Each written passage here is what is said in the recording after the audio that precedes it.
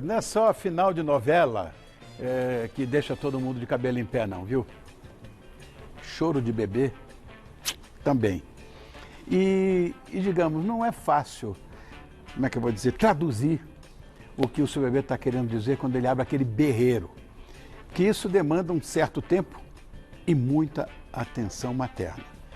Mas para dar uma forcinha extra, vamos exemplificar com a ajuda dessa enfermeira que vai prestar um verdadeiro serviço às mães. Ela é a obstetra Cíntia Kalzinski. Você está boa, Cíntia? Obrigado por ter voltado. Como é que você está? Bem, um prazer. O prazer é meu. De novo. Eu e meu bebê, hoje estamos combinando. Ah, bonitinho. Essa história de você ser uma enfermeira obstetra, com toda certeza, te deu um know-how acima do que o que você falou para mim uma vez. Eu não acreditei. Eu tenho um monte de coisa aqui. Porque é sempre um desafio, né, para os pais tentar descobrir o que os bebês querem. E você falou que é de 0 a 3 meses, né, que a coisa fica mais difícil, né, de se entender. Tá. Tem choros e sinais que são específicos. Você falou isso para mim uma vez, para saber o que eles querem. Aí, o cara está chorando feito louco. O que a gente pode aprender a ler nesse choro? Eu acho que a primeira coisa é a gente sempre, acho que tem duas possibilidades. Uma, a gente acha que o bebê chora e a culpa é minha, porque eu não sei o que fazer logo, né? Se eu soubesse, o bebê pararia de chorar. E nem sempre é assim. Claro. Então a gente precisa entender que o choro é uma comunicação, né, entre nós, né, entre o bebê e os pais. Então estar atento, percebendo os sinais desse bebê, conhecendo. Eu tenho 3 filhos e cada um é totalmente diferente do outro. Claro. Né? Choros, vontades, a gente cria todos iguais, mas eles são completamente Sem diferentes. Dúvida. Então, a gente fala que nesses primeiros 3 meses é mais difícil, porque é um momento de conhecimento mútuo, né? Quem é esse meu bebê? Quem sou eu como mãe? Como eu reajo ao choro do meu bebê?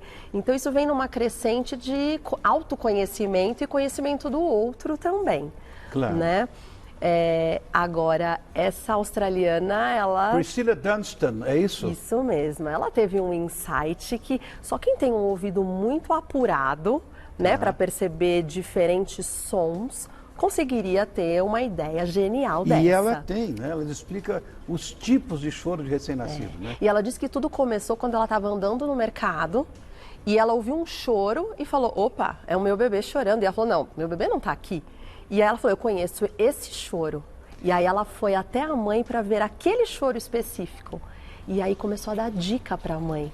Olha, quando meu bebê chora com esse som... E aí ela se atentou que não era uma coisa do bebê dela especificamente, mas dos bebês em geral. E aí ela começou a testar efetivamente essa teoria. Então vamos mostrar primeiro o choro da fome? Vamos. Então solta o choro da fome, criança.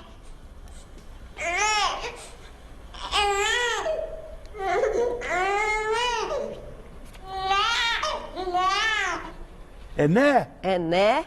E é um choro da fome e não do tô morrendo de fome, né? Porque quando a gente passa da hora aí já é um choro muito exacerbado. Por que ela fala que esse né é um choro da fome? Pelo posicionamento da língua no palato, no céu da boca do bebê, para fazer o barulho de né. Exatamente. Porque o bebê, ele posiciona a língua no céu da boca para pressionar o mamilo da mãe para mamar. Então ele já está buscando algo que compense a sensação que ele vem sentindo, que é a fome. Tem sentido isso. Então é essa relação que ela faz. Tá, tem um monte aqui. Tem um monte. Aqui eu vou passar, olha aqui, gente. Bom, tá certo, mas tá o cara com fome. Como é que faz para não machucar também? Minha mãe me disse que eu mamava com tanta violência que chegava a sangrar o mamilo dela. Olha, isso... Como é que faz? Isso é comum. O que acontece? Machuca o mamilo da mãe, o bebê que não está abocanhando corretamente o mamilo e a areola. Então o bebê precisa pegar com uma boca bem grandona, uma boca de peixinho que a gente chama. Ele precisa encostar. A gente fala de pega assimétrica. O que é isso? O bebê não pega o mamilo a 90 graus. Ele pega um pouquinho mais, encostando o queixozinho e depois pegando o seio, deixando o nariz mais livre e o queixinho mais encostado. Dessa maneira, ele usa mais essa musculatura para massagear, ajudar a massagear, ordenhar o seio. E dessa maneira o mamilo fica mais solto né, menos tensionado dentro da boca do bebê. Então a tendência assim é machucar menos. Então machucar menos não. Quando o bebê pega corretamente, ele não machuca. Então é legal a mulher saber que se está amamentando, está com dificuldade, está com dor, procura ajuda, né? Procura um especialista, porque com certeza é algo que a gente consegue ajudar. Mãe, desculpa, é que eu não sabia. Enfim. Bom, o outro que nós temos aqui é o choro do sono. Isso. Vamos rolar o sono aí, criançada? Oh, oh, oh. Au. Por que esse barulho au? Porque ele simula um bocejo. Ah, tá. Então é muito legal. Esse choro eu percebo muito nos bebês, muito, não nos meus, né? Sim. Não só nos meus, mas nos bebês em geral, sim. Esse choro com a boquinha mais aberta, imitando um bocejo, é muito comum para o sono. Tem sempre uma lógica, né, Cíntia? É engraçado. Não, é muito interessante. Essa teoria é bárbara. E a gente fala, assim, como consultora do sono agora falando, nunca é legal a gente esperar o bebê dar sinais de cansaço, sinais de sono, para que se coloque o bebê para dormir. Tá. Então, por exemplo, a hora que o bebê coça os olhinhos, boceja e se demonstra irritado, ele já passou do ponto. Ele deveria ter dormido há algum tempo atrás. Tá. Então, esse chorinho é um choro de sono e é mais difícil pôr um bebê exausto para dormir do que um bebê a ponto de dormir. Então, a gente sempre trabalha na prevenção do sono do bebê. Dor, vamos falar de cólica, porque deve ser um choro também. Esse eu ouvi muito do meu terceiro filho, barbaridade. O cara vivia cheio de cólica. Não, existem algumas teorias para cólica, né? Olha lá, vamos ver. Não estou ouvindo. É mais um... Olha. Esse já é um choro de alguma coisa incomodando mesmo, né? E aí, a gente estava falando um pouco da teoria de cólica, né? A cólica é uma imaturidade do sistema gastrointestinal. Às vezes se falam em cólica mesmo, mas algumas teorias falam que é apenas a passagem do leite pelo trato gastrointestinal que causa o incômodo no bebê. Então, só isso já pode fazer o bebê chorar. Às vezes, quando a gente come demais, ou a gente tem algumas sensações, e isso pode fazer o bebê chorar. Não que necessariamente seja uma cólica.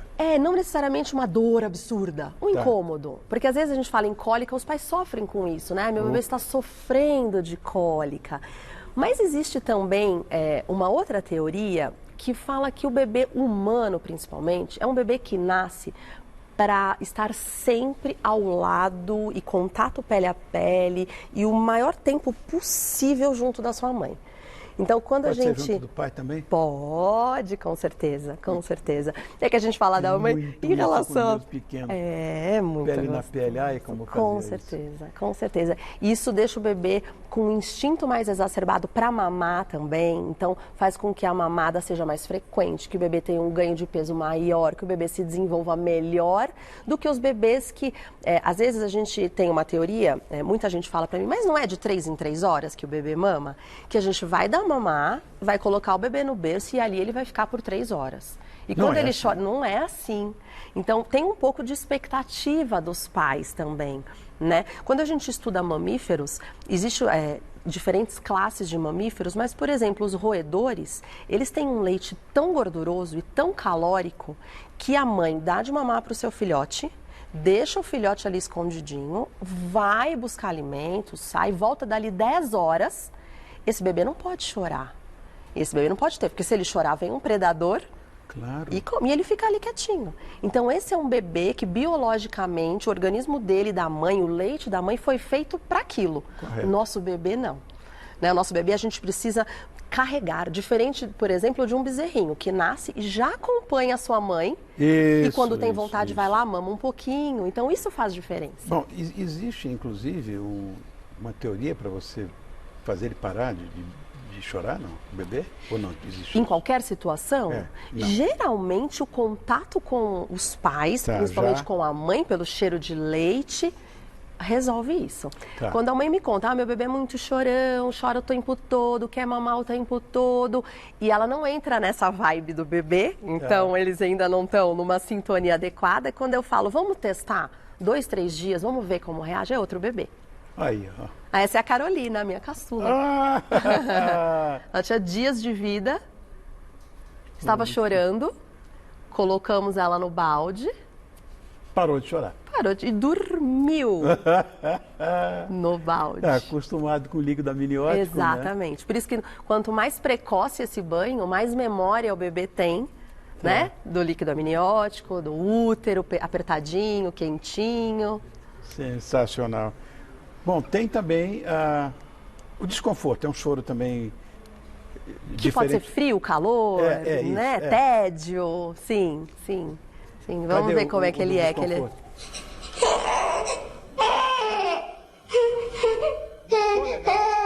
Esse choro quase vem com o bracinho cruzado, né? Porque né? é uma maneira de dizer assim, não tá legal. Não tem tá alguma legal, coisa tá. ruim. Né? Tá. E finalmente tem o de gases, né? Isso. De gases que deve ser também uma coisa meio, como você falou, o trato já... O gastrointestinal, né? Aquele incômodozinho. E percebe que esse, ó, ele faz tentando pôr para fora, né? Ele faz uma forcinha para ajudar. E o começo da vida do bebê, enquanto ele não se adapta a fazer cocô, a soltar a quantidade de pum que ele quer soltar, ele chora mais. Depois entra no senso comum, né? Ele sabe a hora de fazer cocô, ele sabe onde fazer força, como fazer, já mama, começa a mamar, já faz um cocôzão, ou termina a mamada, já faz cocô, e aí as coisas tendem a ficar mais fáceis, mas esse comecinho, o intestino, incomoda bastante o bebê. Cíntia, amor, muito obrigado por ter vindo mais uma vez. Eu que agradeço. Muito, né? Uma bela aula, né? A Cíntia Kauzinski, ela é enfermeira, obstetra e sempre que a gente precisa que ela esteja aqui com a gente, ela está. Obrigada, meu amor. Obrigada, eu que agradeço.